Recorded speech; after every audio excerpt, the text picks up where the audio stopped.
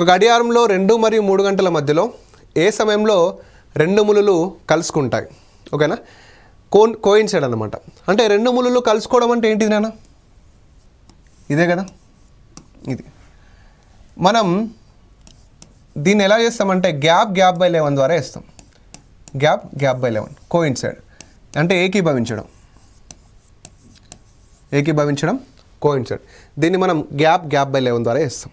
మరి ఎలా తీసుకోవాలి సార్ అంటే ఫస్ట్ టైం తీసుకోవాలి నాన్న. టైం ఎంత? 2 మరియు 3 గంటలు కదా. టైం ఎంత? 2 మరియు 3 గంటలు. ఈ 2 మరియు 3 గంటల మధ్యలో ఎప్పుడు రెండు ములులు కోయిన్సైడ్ అయితే అంటున్నాడు. ఓకేనా, నేనేమంటున్నా గ్యాప్ బై 11 తీసుకోండి. ఫస్ట్ టైం గ్యాప్ తీసుకో. టైం అంటే క్లాక్లో మిడ్ పాయింట్ ఏంటి? 12 కదా. టైం అంటే క్లాక్లో మిడ్ పాయింట్ ఏంటి? 12. 12 నుంచి 2కి ఎన్ని నిమిషాలు నాన్న? 12 నుంచి 2కి ఎన్ని నిమిషాలు? 10 నిమిషాల గ్యాప్.